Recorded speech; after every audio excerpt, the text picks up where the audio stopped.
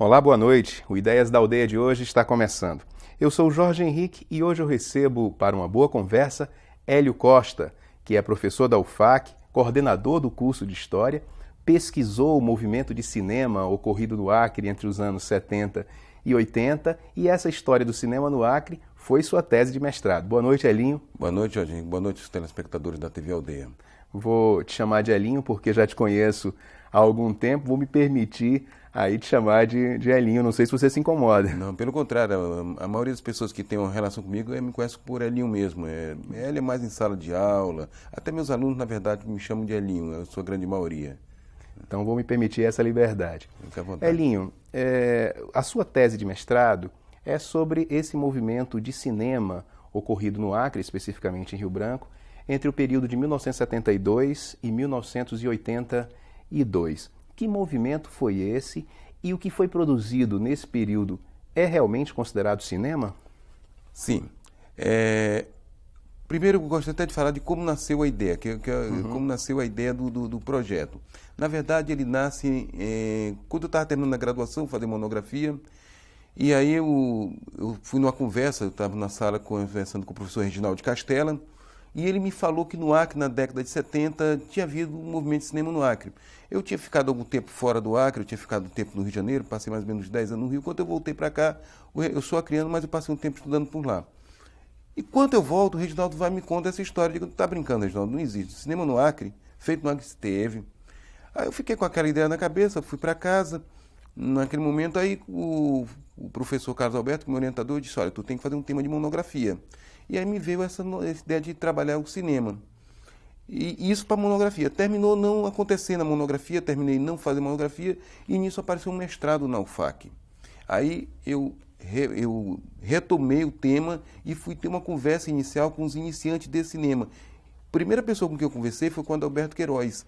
E aí, para minha surpresa, teve realmente cinema no Acre.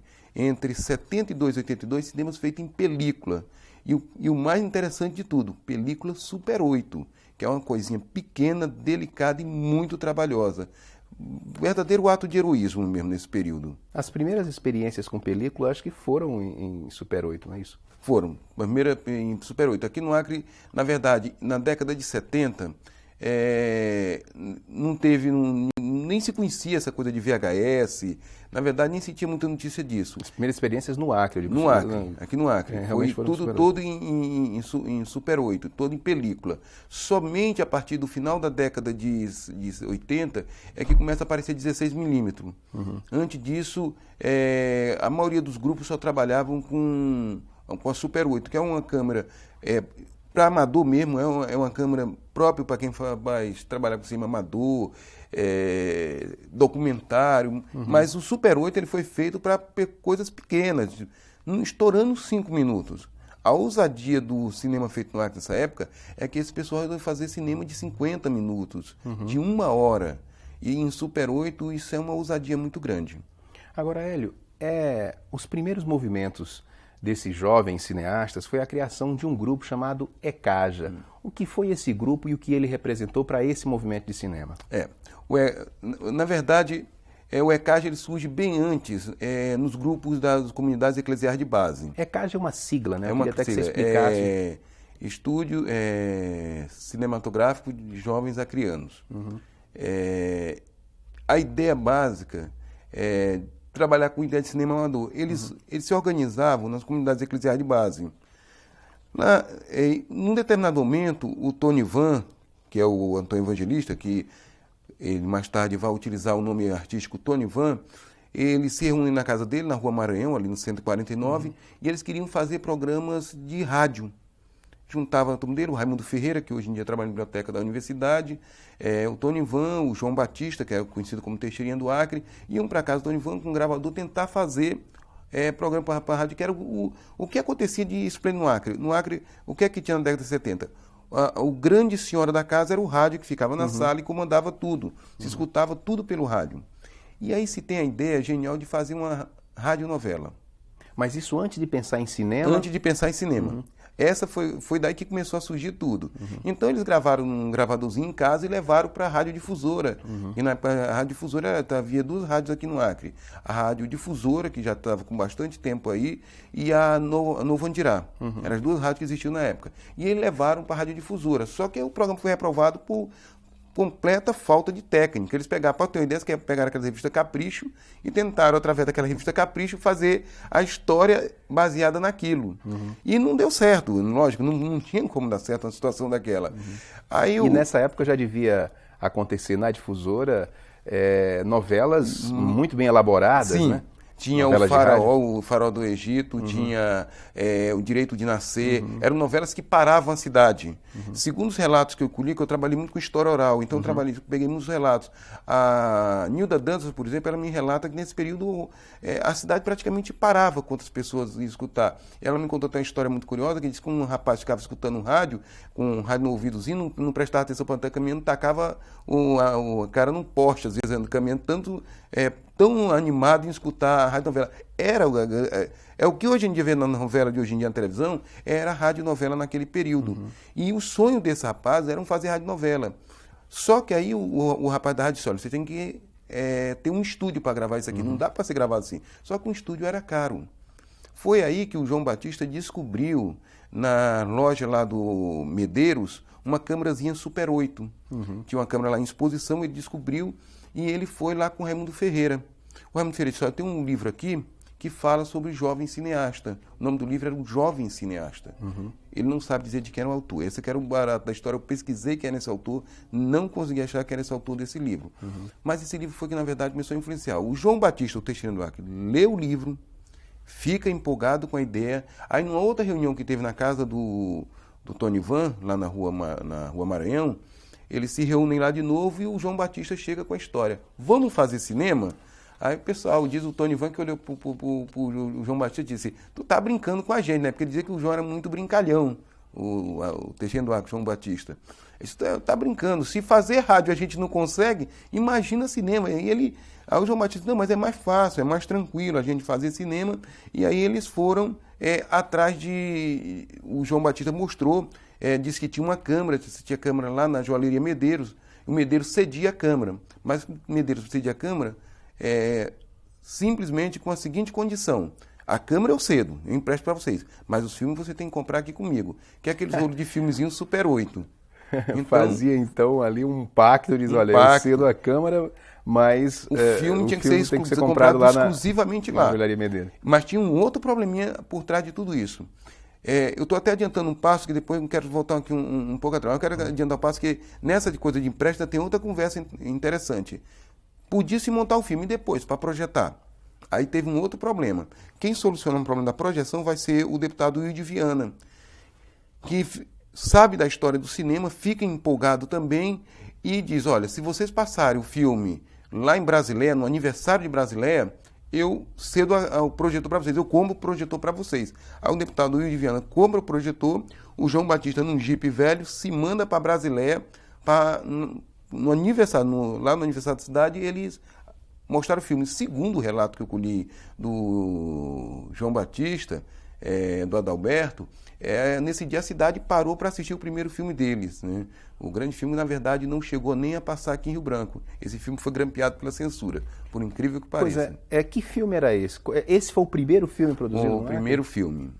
Foi, se não me falha a memória, A Luta em Busca do... Não, foi Fracassou Meu Casamento. Fracassou Meu Casamento. Fracassou Meu Casamento. Foi Fracassou Meu Casamento. A Luta em Busca do meu terceiro filme. Agora cinema sempre foi e ainda é uma atividade cara, né? Um segmento artístico caro de ser produzido. Como é que naquela época a dificuldade de equipamento, de produção devia ser imensa, né? Como é que essas pessoas conseguiam então driblar essas adversidades, superar essas dificuldades? Né? Vamos lá. De produção, de equipamentos. O Adalberto Queiroz, ele conta uma história que é muito genial, que está aqui no meu trabalho, que é como eles conseguiram superar esse problema financeiro, porque a câmera foi emprestada, mas eu falei, o filme tinha que ser comprado, e o filme não era barato. Como é que eles fizeram? Eles começaram a se cotizar. eles começaram a arrumar trabalhos. O Tony Van trabalhava de auxiliar do pedreiro do pai dele, o Adalberto vendia banana, fazia outros pequenos bicos, o João Batista também já arrumava bicos aqui e acolá, e eram, na verdade, tudo garotos, eram na faixa de 16, 17, 18 anos. Se não me engano, o que tinha mais idade era o Raimundo Ferreira, naquela época, que já trabalhava na universidade, ele já era bibliotecário da universidade. Então, todos eles se cotizavam, eles criavam a cota e com aquela cota eles iam comprando o filme para poder fazer a montagem do filme. E aí tinha um outro problema que, na verdade, eu nem terminei colocando trabalho. Em alguns momentos eles compravam essa cota e tinha um momento que havia uma interrupção. E para montar um filme de 50 minutos são necessárias uma faixa de 28 latinhas daquela de... 28 rolos. Rolozinho, né? Chamavam de latinha, chamavam. Na verdade, são rolozinhos pequenos. É necessário uma média de 28 daqueles. Tu imagina que é comprar 28 rolinhos daquele no Acre da década de 70, que vinha de avião esse material. Não era estrada, não. Então, era uma coisa que demorava, chegava a demorar 3 meses. Houve um filme que chegou a demorar 6 meses, de uma fita para outra para chegar. Tem até uma história engraçada nesse ato, que um ator aparece com cabelo Black Power na cena e no outro já aparece o cabelo todo certinho. Todo cortado. Todo cortadinho. Pois é, esses erros, Elinho, viraram folclore. Né? Eles ficavam assistindo para ver se encontravam. Pois é, hoje esse trabalho produzido naquela época, né, esses filmes viraram uma espécie de cult movies, né? Hoje são material de estudo. Você fez sua tese em relação a isso. Agora, esses erros eram assumidos ou eram passados por despercebidos? As duas coisas aconteciam. Vou dar só um exemplo bem prático. Tem um filme em que o Tony Van aparece cantando as falas para a atriz. Esse erro não foi assumido. Na verdade, eles só não conseguiram deletar a cena porque não tinha como deletar, porque é aquele problema do material que eu te falei. Às vezes demorava de 3 a 6 meses para ir voltar o material. Não tinha como regravar. Entrou a cena de qualquer jeito. Mas tinha erros que... Isso era assim, a atriz falando, não conseguia decorar o texto, né? E ele falando... Ele ficava cantando as falas atrás. Ele com o texto na mão ficava cantando, porque a fala não era direto. Tinha outra coisa interessante, era dublado. Dublado. Isso era dublado. Não tinha microfone direto. Você filmava, era tipo cinema mudo. Você filmava, aparecia a pessoa com os movimentos labiais, depois em casa que a pessoa fazia a dublagem. Botava o som. Botava o som. Depois até eu quero explicar essa coisa do som, que é outra aventura que tem por trás de tudo isso aí. Na verdade, eles apanharam um pouquinho que eles não sabiam que era assim. E aí tem outra cena interessante, que tem um filme que passa, de repente, um avião, um Boeing passa um avião na cena e eles filmaram, e eles colocaram aquela cena. Então, ali foi proposital já. Na verdade, não tinha um motivo daquele avião aparecer ali. De repente o avião aparece, o Tony Van e nós achávamos bonito, filmavam e colocávamos lá. E aparece a cena do avião no meio do filme sem ter nem de quê, nem porquê. De repente quer botar uma continuidade, estão mostrando a cidade, de repente aparece um avião, corta e entra o personagem de novo. E isso, na verdade, é um erro assumido mesmo. Eles colocaram o propósito. Então tem as duas situações. Tem situações e essa cena do cabelo foi verdade, Foi né? verdade, foi com o o Dourado. O ator aparece com cabelo grande e na cena seguinte ele está com cabelo curto. Foi com o professor Dourado. O professor Dourado, hoje em dia, da história, ele fazia a cena num filme e ele, numa cena, ele estava com cabelo grande e na cena, logo em seguida, ele estava com cabelo curto. Justamente por conta da questão da edição. O que acontece? O filme foi mandado para ser revelado, demorou a voltar. Quando voltou, já estava estava totalmente diferente o visual do Dourado já. Agora, Hélio, na sua tese, você se ressente da ausência de depoimentos femininos. As nossas atrizes da época acabaram não falando, não sendo entrevistadas. Por que as nossas atrizes não deram o depoimento? Na verdade, uma parte da culpa é até minha também, porque eu não consegui localizar algumas delas. Outras viajaram. Tem dela que estão morando lá em Fortaleza, se não me falha a memória, e a outra é que trabalha no INCRA, mas eu não consegui falar com ela. Na época também tinha um certo prazo para me terminar. E eu tinha mais contato com o pessoal do cinema, os homens, né? O Adalberto, o Tony Van, o Teixeirinho do Acre e o Laurêncio Lopes. O Raimundo Ferreira, eu conversei, eu não cheguei a fazer uma entrevista com ele. A Nilda Dantas, que não é do cinema, mas é do rádio, que me ajudou muito. Que participou de algumas produções também, né? Participou. Então, essas pessoas entraram no meu trabalho. Agora, essa questão das mulheres, a tua pergunta é muito interessante mesmo. Inclusive, no meu trabalho, eu faço essa meia-culpa, que eu não consegui realmente ter o contato com essas mulheres. Na verdade, foi muito mais um atropelo da minha parte do que... falta de vontade das pessoas de contribuir com o trabalho. Foi mais um atropelo da minha parte. Foi muito mais isso, porque tinha um prazo exíguo para terminar isso. E o trabalho ficou muito virilizado nesse sentido, ficou muito ligado a uma certa... Parece até que as mulheres não existiram. Mas eu me redimo disso a partir das fotos da Fagnólia que aparece aqui no material, né? A Fagnólia Torjal, que aparece nas cenas. Eu tento me redimir desse pecado muito grave. Elinho, o nosso papo está muito interessante, mas eu vou te pedir um instantinho, porque nós vamos fazer um intervalo, mas Ideias da Aldeia volta já já. Não saia daí.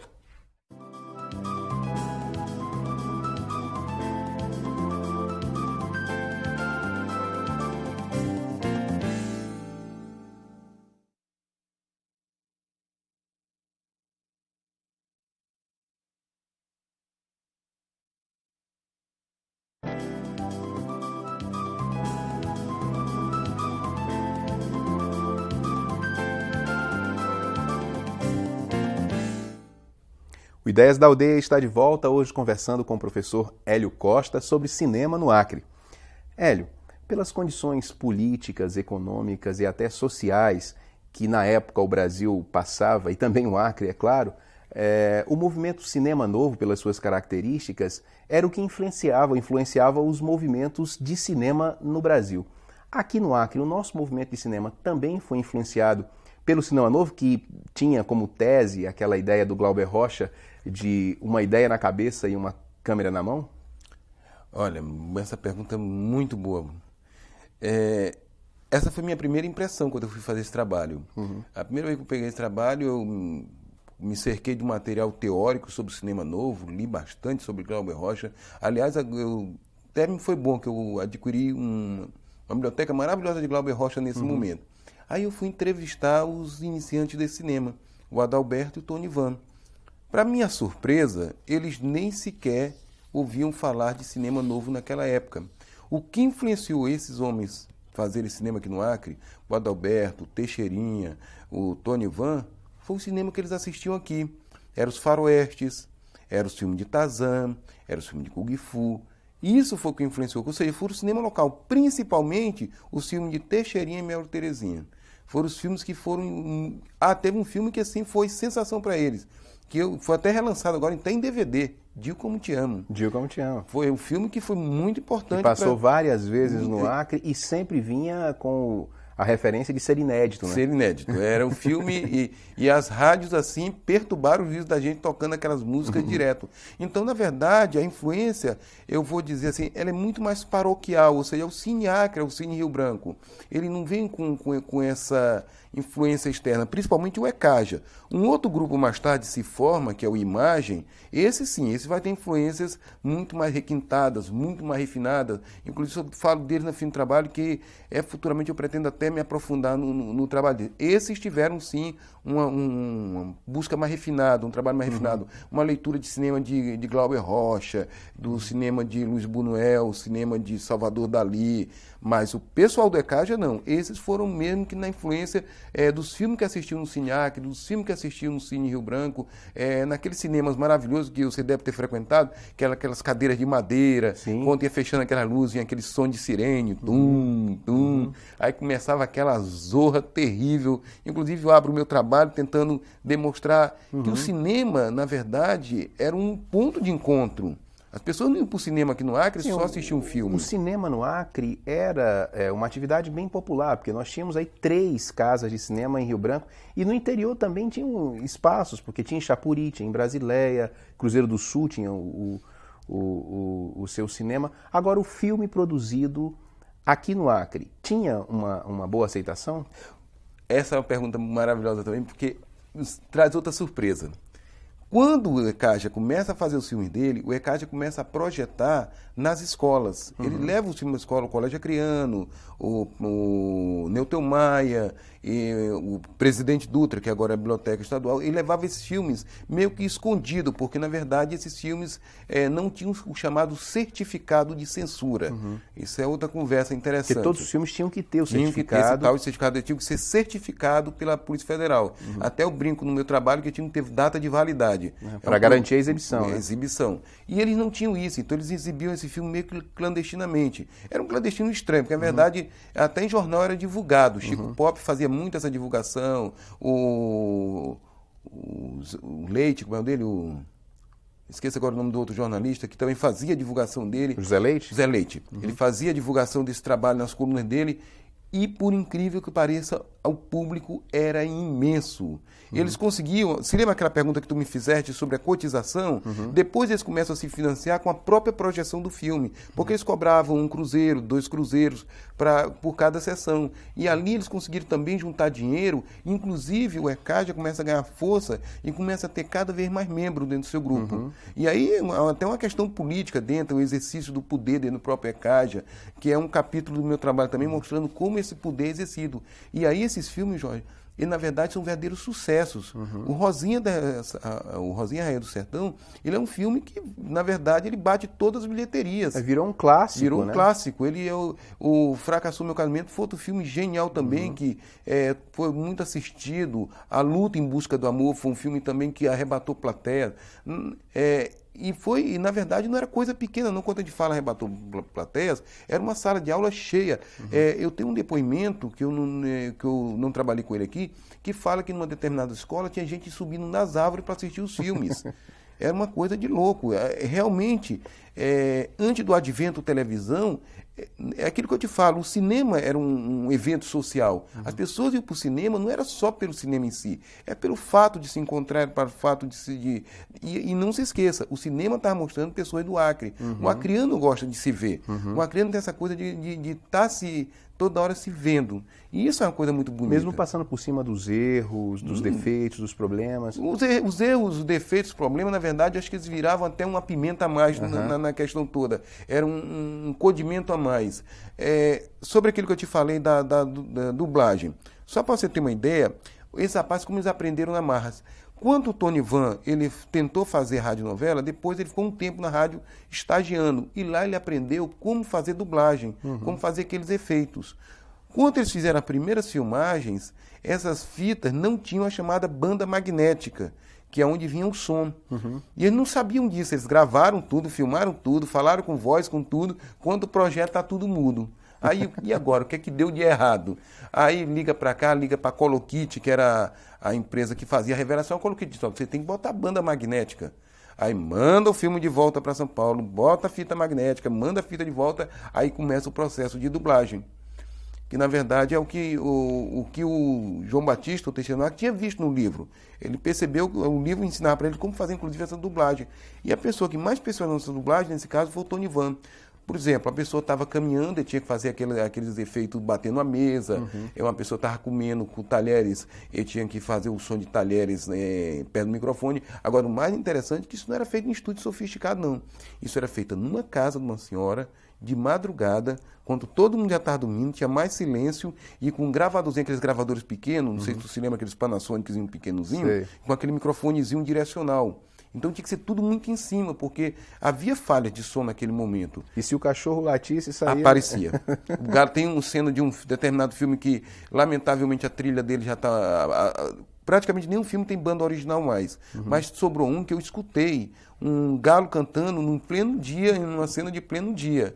Né? O Tony Van disse, olha, isso é uma das coisas que apareciam, porque eles gravavam de madrugada. Agora, esses filmes que estão hoje em dia aí, já nenhum deles praticamente tem trilha original, já foram todos redublados já. Porque é uma fita muito, é uma coisa muito delicada, é uma bandinha muito... Então, com o tempo ela se desgasta, ela desaparece mesmo. Agora, Elinho, o teatro, a música e a literatura no Acre sempre foram expressões artísticas de resistência, né? Resistência principalmente a culturas de fora do estado que nessa época de 70, início dos anos 80, tentavam se instalar aqui. O cinema, esse movimento de cinema, também foi um movimento de resistência? Inclusive existe uma controvérsia muito boa em relação a isso. Alguns grupos chegaram, inclusive, a dizer que o pessoal do ECAD era um pessoal ligado, mais alienado, que não falava de política, mas à sua maneira eles falaram sim. O Rosinha do Sertão é uma clara referência à questão dos paulistas no Acre. De uma forma, com a leitura que eles tinham, com a forma de pensar, eles vão criar resistência. Tem um filme do Tony Van que ele vai falar de questões sociais quando ele fala da questão do alcoolismo. Na verdade, a maneira do ECAJA, eles vão criando alternativas para falar desse mundo que está em volta deles.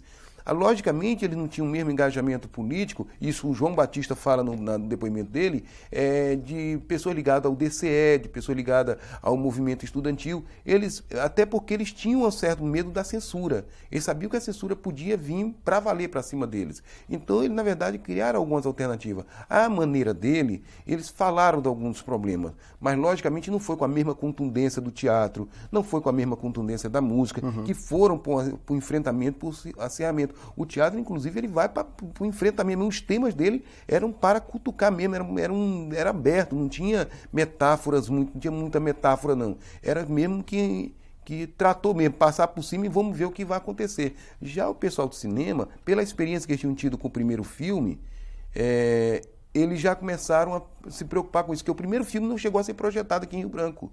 Ele só foi projetado em Brasília. Quando o João Batista está voltando para Rio Branco, porque o João Batista ele resolveu passar o filme para os patrícios, lá em Cobia, quando ele está voltando para Brasília, a Polícia Federal para ele e vê o projetor, vê o filme dentro do carro, para e prende o filme. Agora, Elinho, eram produções mais ou menos ingênuas, né? Por que essa pressão dos órgãos de censura? Porque acreditavam que podia ter mensagens sublimadas ali, mensagens ocultas. E tinha também aquela história do certificado de censura, que eu te falei. Isso era outra. Às vezes a atitude era muito mais burocrática do que tudo. Só para tu ter uma ideia, depois que eu fiz o trabalho, eu fui pesquisar sobre essa história do filme que foi preso. E eu descobri uma coisa curiosa. A Polícia Federal sequer tinha assistido o filme. Prendeu o filme, levou, acabou, ninguém sabia nem o que... Porque na sinopse, quando eles aprendiam, eles faziam uma sinopse do que é o filme. O teor do filme. Mas não tinha, nem isso tinha. E esse filme ficou muito tempo preso, depois foi resgatado pelo Adalberto Queiroz. Foi, né? Adalberto Queiroz fez uma viagem do colega dele para o Rio, quando ele volta para Brasília, ele para em Brasília e vai na Polícia Federal atrás desse filme. E lá descobre que o filme não estava lá. Isso passou 10 anos isso praticamente. Né? E aí esse filme foi recuperado e, curiosamente, é um filme inédito em Rio Branco, do Grupo ECAJA. Esse filme nunca... Só o pessoal de Brasília que teve a oportunidade de assistir. Foi o primeiro filme deles e logo censurado. Então já ficou um certo trauma. Eles já ficaram um pouco apreensivos. Inclusive tinha uns esquemas de apresentar filme. Estava apresentando o filme, ficava alguém na porta. Se aparecesse um carro preto, um carro de polícia, alguém já dava uma subiada, o outro pulava pela janela, levava o projetor. Tem uma história de que eles pularam pela janela do Newton Maia, o outro jogou o projetor para o outro e foram correndo mata dentro. Para se livrar da polícia. Para se livrar da polícia. Havia um pouco dessa pressão e a coisa era um pouco séria mesmo, porque já tinham tido essa experiência desagradável. Não era como o pessoal do teatro que já tinha outros caminhos. O pessoal do teatro ia mesmo para o enfrentamento. Eles não, eles ficaram um pouco... Mesmo porque, como tu me falou antes, é uma produção um pouco mais cara. Perdeu um material desse, não tinha como recuperar. É verdade. Cinema não, você censura aqui, você apresenta com lá o teatro. Agora, cinema não, aprendeu, você perde um material riquíssimo, né? Não, e o teatro, ele é mais efêmero, assim, você apresenta aqui e quem viu, viu, quem não viu, não vê mais, né? Só se novamente for apresentado e que você pode mudar. Eu participei de produções de teatro em que a gente apresentava uma coisa para a polícia e na hora de apresentar para o público era outro cinema, não dá para fazer isso. É a imagem gravada. É a imagem gravada. Inclusive, eles nunca apresentaram nenhum filme dele na Polícia Federal. Agora, eles tiveram um padrinho muito forte, que foi o Mesquita, o governador Mesquita. O Mesquita, quando soube que eles faziam cinema, o que é que ele fez? Ele resolveu ajudar esses meninos, porque antes tinha tido um encontro com o governador Vanderlei Dantas. E não foi um encontro muito agradável, segundo a conversa do João Batista. Que o Vanderlei Dantas disse, por que vocês não vão fazer outra coisa? Vamos plantar batata, hortigranjeiros, que é uma coisa mais saudável. E eles ficaram bastante decepcionados. Mas, no outro momento, o Adalberto Queiroz disse, vamos conversar com o Geraldo Mesquita, quando o Geraldo Mesquita foi eleito, e o Geraldo Mesquita deu um apoio para eles. Aí facilitou mais a vida deles, Jorge. Porque, a partir desse momento, eles apresentaram filme com mais tranquilidade nas escolas. Inclusive, as portas abertas, eles apresentaram o filme em frente ao Palácio. Tu já imaginou? Mudou totalmente as Meio que coisas. Cinema Paradiso, né? Meio que Cinema Paradiso. O Laurêncio Lopes, inclusive, ele se apaixona pelo cinema e vai ser um dos integrantes do cinema a partir de uma dessas sessões em frente do Palácio. E muita gente começou a integrar o cinema. Isso é que era o bonito desse grupo. Eles apresentavam cinema numa escola. Aí tinha alguém que assistia e disse, eu quero participar disso também. E começava a fazer parte, a fazer filmes, e esse grupo começava a crescer. Agora, ali, informações dão conta de que os anos 70 e 80 foram anos de muita produção cultural. Tua pesquisa confirma isso? Confirma. Por incrível que pareça, é um ano que cercado de censura, a polícia, eu até brinco no minha tese chamada Os Anos de Chumbo, porque era pesado mesmo. No entanto, nós tínhamos uma produção musical intensa, nós tínhamos uma produção teatral para lá de intensa, cinema. Na verdade, o Acre vivia uma efervescência, uma coisa que a gente não consegue encontrar muita explicação, não. A gente, por mais que a gente pesquise, por mais que a gente saiba que é um movimento de resistência, mas a gente não consegue encontrar tanta explicação para um movimento tão rico. A TV acabou prejudicando esse movimento? A entrada da TV no Acre, que eu acho que se deu por volta de 74? Olha, apesar de eu colocar isso aqui no meu trabalho, eu tenho uma certa controvérsia em relação a isso. Um outro trabalho que eu li foi da Kelly Mendes, que ela fez um trabalho sobre o FAMP, e lá tem um depoimento do Tonho Alves. E o Tonho Alves, que a televisão acabou com a conversa de rua, com a conversa na calçada. Algumas pessoas querem dizer que a televisão ela acabou com o cinema, principalmente as produções do Super 8. Apesar de eu ter colocado um pouco disso, eu coloquei que não foi só isso que acabou. O que vem acabar realmente com a questão da produção do cinema no Acre e com esses movimentos culturais, é que algumas dessas pessoas, com o próprio processo político, elas vão entrando na máquina estatal, elas vão assumindo outros compromissos, elas vão vivendo outras dimensões da vida. Vão cuidar da sua própria vida. Ou na máquina estatal ou fora dela, porque aí um é professor, outro arranjar um emprego para tocar a sua vida. Na verdade, são as outras dimensões da vida que vão tomando conta da pessoa. A televisão foi um complemento a mais nesse processo, foi um agudizador a mais, mas ela não foi o único. A prova é tanto que nos primeiros anos da TV, apesar de um pequeno baque no cinema, o cinema continua existindo. Houve-se produções, inclusive, após 80. E a televisão chegou aqui na década de 80. E esse movimento era especificamente na capital ou tinha aí também focos no interior? Não, esse que eu pesquisei foi basicamente em Rio Branco. Eu não consegui achar foco no interior. Mas o que acontece foi o seguinte, eles levavam esse cinema para o interior. Eles levavam para Brasileira, levavam para Chapuri, eles chegaram a levar para Sena e, pasmo, em Cruzeiro do Sul. Que interessante. Elinho, hoje, você que pesquisou esse movimento dos anos 70, 80, e hoje, você acha que é possível que nós possamos ter novamente um movimento de cinema no Acre semelhante ou diferente daquele que aconteceu nesse período nos anos 70 e 80? Eu não vou dizer que acho que pode ter, não. Eu vou dizer que já está tendo. Eu vou dizer alguns casos bem típicos. Eu sou muito amigo do Flávio Cax, e o Flávio tem feito um trabalho que já tem sido uma semente nisso aqui. O próprio Assassine, que ainda existe, a Assassine é a associação do que tem o ECAJA, tem o Grupo Imagem, todos os grupos formaram associações chamadas Assassine. Ela é atuante, o ECAJA é atuante até hoje. Essas pessoas continuam produzindo cinema. O Flávio, Flávio Cax veio justamente cutucar agora esse processo, formar pessoas que assistam esse tipo de cinema. Porque essa questão da formação é uma questão importante. Porque a televisão tirou um pouco disso. As pessoas ficaram acomodadas em casa assistindo televisão. E aí tem um outro processo. O próprio Assassine sempre teve sessões na Filmoteca. E agora está tendo festivais de cinema, está voltando a ter. Inclusive já estão no 4º, se não me engano, não é isso? Festival de vídeo? De vídeo. Eu não me lembro bem em quantas edições mas já está, mas já é o segundo ano consecutivo que vai acontecer. Segundo ano consecutivo, ou seja, está tendo produção. Para ter o segundo ano consecutivo e concorrido, é sinal que tem gente produzindo, e não está produzindo coisa boba, não. Tem ficção, tem documentário, tem gente produzindo de tudo aí. Há pouco tempo eu assisti um filmezinho do Daniel maravilhoso, O Vômito do Mapinguari. Eu fiquei fascinado com a ideia. Tem coisa boa sendo produzida aí, sim. Hélio, o programa está chegando no final, eu queria agradecer muito a tua participação aqui no Ideias da Aldeia. Eu que agradeço o convite. Um sonho meu, que inclusive eu vou perturbar o Gregório a qualquer momento desse, é ver esse trabalho publicado, ver as pessoas lendo esse trabalho. Eu agradeço à Universidade Federal do Acre também por ter me dado a oportunidade de ter feito essa pesquisa, ao professor Carlos Alberto, que foi meu orientador, e agradeço a todos aqui da TV Aldeia por ter me convidado para essa pequena conversa. Obrigado, Hélio. E a você em uma das 22 cidades do Acre que nos acompanhou até agora, obrigado e até a próxima.